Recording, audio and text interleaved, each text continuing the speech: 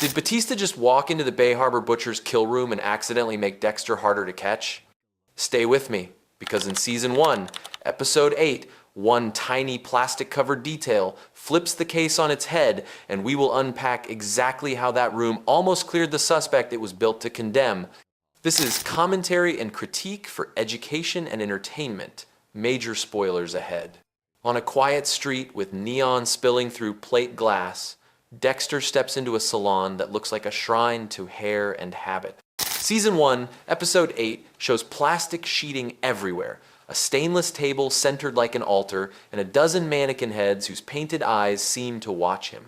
Those eyes matter. They are the first visual cue that someone else is already watching, and we will circle back to that when Batista forces the door and the room inhales. Before that, the plan misfires. Dexter's original target, Al, disappears the moment the serial killer club starts thinning. So Dexter swaps in Vinnie the landlord, the man Harrison flagged for mold, unpaid repairs, and tenants choking on negligence. Season 1, Episode 8 gives us the trigger. Vinnie shoulder checks Dexter in his office, drunk and dismissive, then staggers past him as if the rules do not apply. Dexter's response is clinical. A jab of anesthetic, and a ride to the salon kill room that was built for someone with a ponytail, not a property portfolio. Here comes the first pattern interrupt. If Dexter planned to kill Vinnie, why bother with a full face concealment that a victim would never live to describe? Season 1, Episode 8 shows Dexter in a clear plastic hood, a ridiculous choice for anonymity unless the goal is intimidation, not elimination. That reading holds when you clock Dexter's timing. He binds Vinnie, monologues just enough to describe the harm, and delays the finishing stroke. He is playing with risk like a gambler who thinks he can count cards forever. Meanwhile, another card is already in the deck. Batista is tracking Dexter's car with the earbuds he tucked into the console, a breadcrumb trail that pings to the exact strip mall salon that now smells like bleach and panic. Curiosity Loop 1. Does this moment finally give Batista proof, or does it hand Dexter a ready-made alibi? We will test both theories against the receipts the scene offers. Season 1, Episode 8 delivers the image we have been waiting for since the original series. Batista steps inside a kill room in real time. The sheeting quivers in the air he lets in, tools gleam, and a living suspect sprints past him half-wrapped and half-naked, shoulder-checking the detective so hard he stumbles. That hit matters too. It physically stuns Batista, buys Dexter a sliver of time, and ensures Batista's report will include a humiliating detail that reads like farce when it hits paper. Then the room resets to silence. No body, no Dexter, no victim inside. Only plastic, a table, and a detective whose phone is already ringing with doubt. Season 1, Episode 8 writes the doubt into procedure. Detective Wallace arrives and questions everything. She sees no blood, no corpse, and no active tracker because Dexter has already found the earbuds in his car and destroyed them. Counter theory time. Some will argue Wallace is playing possum, letting Batista rattle the cage, so the Bay Harbor Butcher panics and makes a mistake. We will weigh that against what the episode actually shows her doing. The receipts push the other way.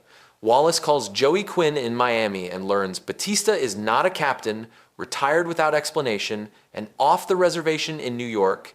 Season 1, Episode 8 leans into her skepticism when she all but asks if Batista built the room himself as a prop. Now circle back to the mannequin eyes. When the camera first showed them tracking Dexter, it primed us for surveillance, but the real watcher is not only Batista. Charlie has been following Dexter too. A second line of sight, the episode hides behind the louder chase. Season 1, Episode 8, slips that reveal in late.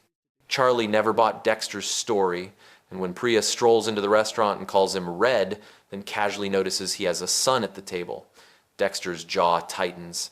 The personal world that killers keep separate from the kill room collapses an inch. Here is a micro vignette to humanize the stakes. Batista, alone in that salon, breathes through his mouth like the plastic is stealing oxygen.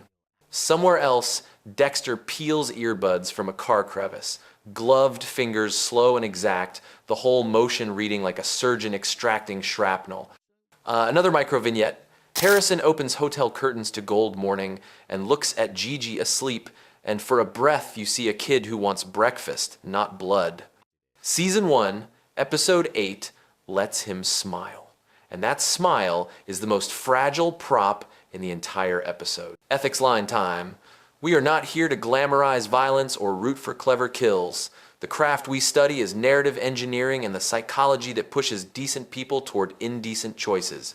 The story drives that home with a theme that repeats like a drum. Al, Blessing, and Dexter all try to keep the monster away from the dinner table. Season 1, Episode 8, breaks that boundary when Pria walks into a family meal and says the wrong name out loud. If that is true, then every step Batista takes toward proof pushes Dexter toward a solution that is not legal. The line, "I am going to end this," spoken after he smashes the tracker, reads less like a promise to quit and more like the kind of resolution Dexter makes when someone is too close. Engagement cue. Drop a comment with Season 1, Episode 8, plus a one-line theory. Did the salon room scene exonerate Dexter in public while convicting him in private? Let us tighten the screw with 9 receipts, each from Season 1, Episode 8. 1. Al flees the city and refuses to give Dexter an address. 2. Dexter repurposes a salon into a kill room complete with mannequin heads and wall-to-wall plastic. 3. Vinnie shoulder checks Dexter in his office, a trigger that puts him on the table. 4. The clear plastic hood Dexter wears, a mask that only makes sense if the target lives to talk. Batista follows the earbuds ping to the salon and breaks in. 6. The half-wrapped victim sprints out and levels Batista with a shoulder. Wallace arrives, finds no body and no active tracker, and calls Quinn, who says Batista is retired. 8. Dexter finds the earbuds in his own car and destroys them. Pria greets Dexter as Red at dinner within earshot of Harrison while Charlie watches. Each of those receipts undermines Batista in the eyes of his new colleagues. Even his most critical one, the live kill room entry, reads thin without a body or an observed perpetrator. The evidence chain is plastic, not steel. Pattern interrupt number 2. If the room had worked as designed, we would be done here. Batista sees Dexter mid-ritual, arrests him, and the rest is paperwork. Instead, the room functions like theater, a set with a cast member who fled and an audience that thinks the usher lit the lights for himself. There is also a procedural problem. The earbuds are not a sanctioned tracker. Season 1, Episode 8 shows Batista trying to bootstrap probable cause with a consumer device, and Wallace reacts exactly the way a by-the-book investigator would when the gadget turns up smashed. Let us test the counter theory again. Could Wallace be sandbagging to keep Dexter comfortable? Possibly, but the episode shows her actively investigating the Bay Harbor butcher past, discovering the frame of Dokes, and then immediately questioning Batista's rank and presence. She looks like a cop worried about contamination, not a hunter setting a blind. Dexter reads that posture too. Season 1, Episode 8 has him clock the risk and make a decision. "I am going to end this," he says. And if you know his record, that line usually means the chessboard is about to lose a piece. Here is where the personal stakes intrude. Harrison turns to Dexter for help because he feels guilty about Elsa's situation and does not know how to respond without violence. Dexter tells him guilt is good, empathy is good, because if you can feel, you are not broken the way the worst men are. The show lets that breathe for a second. Harrison opens those curtains and you feel a lane where he graduates, dates, buys a cheap car, and keeps the dark passenger in someone else's rearview mirror. Then Pria walks in and says a name that belongs to another life, and the lane vanishes like a sandbar under tide. The strongest receipt lands here. Batista has never, in any timeline we have watched, walked into a kill room in real time with the room still warm. Season 1, Episode 8 gives him that, and still leaves him with nothing he can hold in a court beyond his own reputation and a broken pair of earbuds. If that is true, then this episode quietly outlines Dexter's best path to daylight. Let Batista overreach, let Wallace document the overreach, let Quinn shrug on the phone, and suddenly the Bay Harbor butcher looks like a ghost story that haunts retirees. There is a second path the episode tees up. If Dexter decides the only way to end it is to redirect Batista toward a bigger threat, he has Leon in pocket and a gala on the horizon. Move the detective toward the brighter flame, and the moth lives to fly another night. Microvignette number 3. Back in the salon, the plastic ruffles as the air conditioner kicks on, a tiny weather system in a sealed room. Outside, a detective stares at his reflection in a dark window and does not like the man the city now sees. So what changed tonight? Not Dexter's appetite, not Batista's courage. What changed was the public ledger. Season 1, Episode 8 records Batista as the man who found a pristine kill room and produced no suspect, no victim, and no working tracker. The kind of entry that defense attorneys love and district attorneys hate. The episode also changes Harrison. He tasted ordinary for a night, then watched his father's past try to sit down at the same table. And you can see the calculus form. Will he run toward the storm to keep his father safe, or away from it to stay human?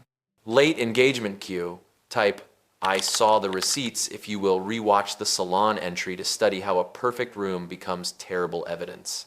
Verdict time. Did Batista just walk into the kill room and clear Dexter by accident?